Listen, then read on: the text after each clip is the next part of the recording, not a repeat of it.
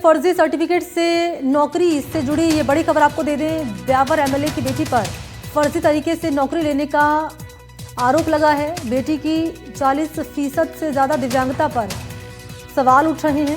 विधायक शंकर सिंह रावत का प्रतिक्रिया देने से इनकार। मुझे इस मामले में कोई प्रतिक्रिया नहीं देनी, ये सरकारी प्रक्रिया का हिस्सा है। दिव्यांग सर्टिफिकेट की जांच सरकार करा रही है। सभी के री मेडिकल का प्रोसेस सरकार कर रही है। तो फर्जी सर्टिफिकेट से नौकरी मिलने के मामले में ये खबर आपको दे रहे हैं। अपडेट ये कि ब्यावर एमएलए की बेटी पर फर्जी तरीके से नौकरी लेने का आरोप लगा है। बेटी की 40% से ज़्यादा दिव्यांगता पर अब सवाल उठ रहे हैं। विधायक इस पर उन्होंने प्रतिक्रिया देने से इनकार कर दिया। नाम है शंकर सिंह रावत। कह रहे हैं कि मुझे इस मामले में कोई प्रतिक्रिया नहीं देनी है, जांच सरकार करा रही है, ये सरकारी प्रक्रिया का हिस्सा है। सभी के री मेडिकल का प्रोसेस सरकार करा रही है।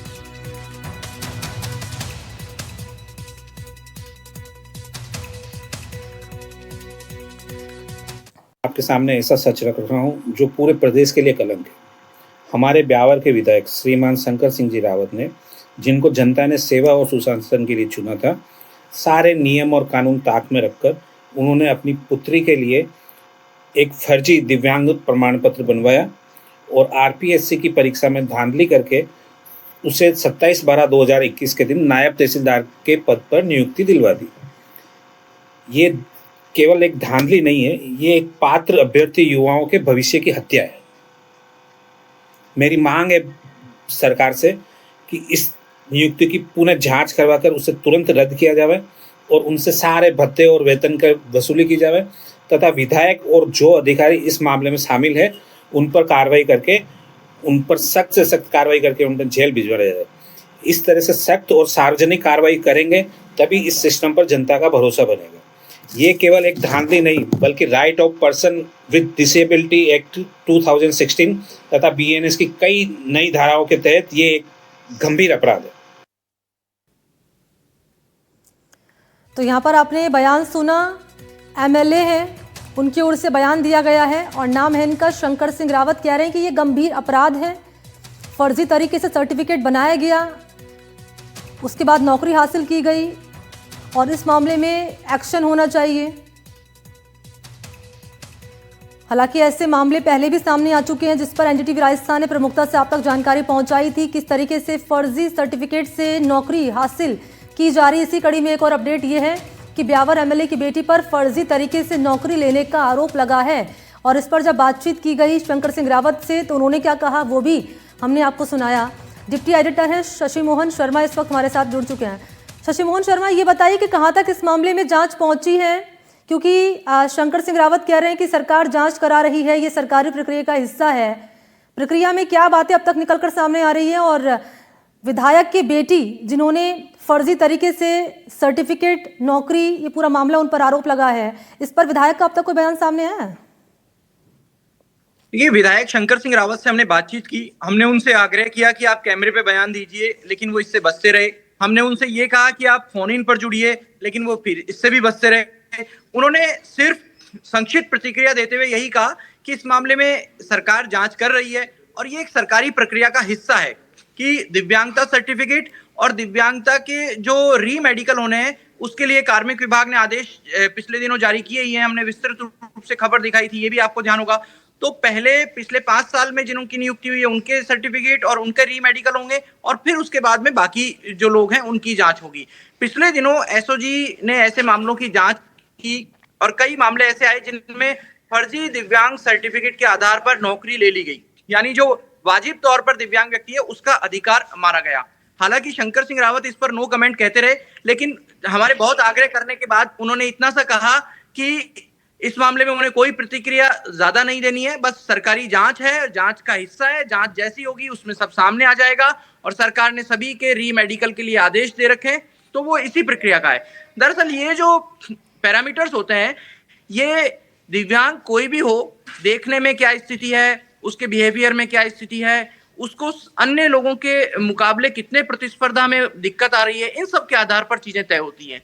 दरअसल 40% से ऊपर जो दिव्यांगता होती है उसमें ही इस कैटेगरी का जो पीएच कैटेगरी होती है उसका फायदा दिया जा सकता है और किसी अभ्यर्थी को नौकरी के लिए उपयुक्त मानते हुए कंसीडर किया जा सकता है। समय समय पर राजस्थान लोक सेवा आयोग और राजस्थान अधीनस्थ सेवा चयन बोर्ड इसके लिए पैरामीटर्स भी जारी करते हैं और क्लेरिफिकेशन भी देते हैं कि कोई गलत सर्टिफिकेट ना लगाए। उन सर्टिफिकेट्स की जांच भी होती है, लेकिन मेडिकल बोर्ड से ये सर्टिफिकेट बनाए जाते हैं और अगर कहीं घालमेल होती है तो सवाल ये होता है कि उस मेडिकल बोर्ड में कौन कौन शामिल था, क्या वो किसी उस सूरत में किसी स्तर पर इन्फ्लुएंस में थे, किसी जनप्रतिनिधि के, किसी अन्य व्यक्ति के, और या जिसने सर्टिफिकेट हासिल किया उससे किसी गैर वाजिब तरीके से उन्होंने कोई आर्थिक या कोई दूसरा फायदा लेने का प्रयास किया।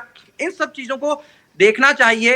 हालांकि विधायक शंकर सिंह रावत लंबे समय से अपने क्षेत्र का प्रतिनिधित्व करते रहे हैं। 2008 से वे विधायक हैं, लगातार विधायक बने हैं, 8, 13, 18, 23 हर चुनाव में वो जीते हैं। और ये भी बात सही है कि बीजेपी के जो तत्कालीन सांसद थे रासा सिंह रावत, उनका विरोध भी कई बार इन्होंने किया है, लेकिन क्षेत्र में चूंकि इनकी पकड़ है इसलिए ये जीतते आ रहे हैं। अब क्या इन्होंने फर्जी सर्टिफिकेट हासिल करने का प्रयास किया? क्या बेटी वाकई में दिव्यांग है? क्या जो 40% के पैरामीटर हैं वो वाकई में पूरे करती है, या कोई इन्फ्लुएंस में इन्होंने सर्टिफिकेट हासिल किया? ये सारे जांच के पहलू हैं। देखिए, आरोप लगे हैं वो बात अलग है, लेकिन इन आरोपों से इतर दूसरा पहलू भी देखना चाहिए कि इन आरोपों में कितनी सच्चाई है, क्या जांच होगी। कार्मिक विभाग ने आदेश दे दिए हैं सभी के री मेडिकल के, तो री मेडिकल कब होता है इसके ऊपर भी हमारी नजर रहेगी और दर्शकों को इसकी जानकारी पल पल की देंगे। एमएलए की बेटी पर आरोप लगे, इनका नाम जरा मैं चाहूंगी शशि मोहन आप बताएं, और इनका अब तक इस आरोपों पर अब तक कोई बयान सामने आया है? और मेडिकल बोर्ड का यहाँ पर आप जिक्र कर रहे हैं, मेडिकल बोर्ड का अब तक कोई रिएक्शन इस पर? देखिए, मेडिकल बोर्ड से हमारी बातचीत नहीं हुई है। हमारे सहयोगी पवन अटारिया अजमेर से लगातार उनसे संपर्क करने की कोशिश कर रहे हैं, लेकिन अभी जो नया मेडिकल बोर्ड बैठेगा उसमें इनकी नए सिरे से जांच होगी। पुराना मेडिकल बोर्ड कौन सा था ये भी अभी पुराने सर्टिफिकेट में खुलासा नहीं हुआ, उसकी तारीख जांच करके कई चीजों के वेरिफिकेशन की जरूरत अभी भी होगी। जी। और जब आप कह रहे हैं कि बातचीत आपने की विधायक शंकर सिंह रावत से, उन्होंने आपने कोशिश करने के बाद उनकी ओर से कहा गया कि जांच चल रही है, सरकारी प्रक्रिया का हिस्सा है, और नो कमेंट करके उन्होंने रफा दफा इस पूरे मामले को कर दिया। ये जो नो कमेंट उनकी ओर से किया गया है, इसके मायने जरा समझा दीजिए, क्योंकि जो डिजर्विंग कैंडिडेट उसको नौकरी मिलनी चाहिए थी उसके लिए उसके साथ तो सीधा खिलवाड़ है शशि मोहन। ये देखिए, आप जनप्रतिनिधि हैं, आप राजस्थान की विधानसभा में आते हैं और आप ना सिर्फ अपने विधानसभा क्षेत्र के लोगों की नुमाइंदगी करते हैं, बल्कि प्रदेश में कहीं भी कोई विषय है तो आप राजस्थान के लोगों की बात, उनके हक और हुकूक की बात रख सकते हैं। तो इस नजरिए से आपको देखना चाहिए कि अगर आपकी पुत्री पर ही सीधे तौर पर आरोप लग रहे हैं तो आप उससे किनारा क्यों कर रहे हैं। जिस तरीके से सरकार से सदन में सवाल पूछे जाते हैं विपक्ष की तरफ से, तो सरकार जवाब देती है, और अब शंकर सिंह रावत खुद जनप्रतिनिधि हैं, उनके ऊपर आरोप लग रहे हैं, उनकी पुत्री पर आरोप लग रहे हैं, तो क्या उन्हें जवाब नहीं देने चाहिए? और अगर उनके पास तथ्य और तर्क हैं तो उन्हें जवाब देने से क्या परहेज है? मैं ये नहीं कह रहा, हम ये नहीं कह रहे कि आप केवल एनडीटीवी राजस्थान से बात कीजिए, बल्कि आपको तो एक नया उदाहरण पेश करना चाहिए, एक नजीर पेश करते हुए सामने आना चाहिए, अपनी पुत्री को साथ में लाना चाहिए, क्योंकि वो भी बालिग हैं, अगर नौकरी कर रही हैं तो उनके साथ में प्रेस कॉन्फ्रेंस करनी चाहिए, आपको सारे तथ्य बताने चाहिए। खुद मेडिकल बोर्ड में कौन कौन थे, कब मेडिकल हुआ, कब मेडिकल सर्टिफिकेट जारी हुआ, क्या दिव्यांगता के आधार पर थे, क्या केवल सुनने की क्षमता की दिव्यांगता है। और देखिए, जहां तक हमारी जानकारी में आया है, उनके सुनने की क्षमता के ऊपर दिव्यांगता के पैरामीटर्स होते हैं। कई बार ऐसा होता है कि उसमें जांच किस तरीके से हुई है, जो टेस्ट होते हैं अलग अलग, वो किस तरीके से हुए हैं, और वो टेस्ट की प्रामाणिकता 2 लोगों से 3 लोगों से वेरीफाई इसीलिए करनी होती है जिससे कहीं घालमेल ना हो, और इसीलिए ऐसे जब सर्टिफिकेट जारी किए जाते हैं तो वो मेडिकल बोर्ड के समक्ष ला करके ही जारी किए जाते हैं। हालांकि इसमें अलग अलग कैटेगरी होती है, लेकिन ये जो कैटेगरी इन्होंने हियरिंग डिसेबिलिटी की दी है, उसमें बहुत गंभीर तरीके से जांच करनी होगी। जी ठीक है, शुक्रिया आपका शशि मोहन, तमाम जानकारी देने के लिए धन्यवाद।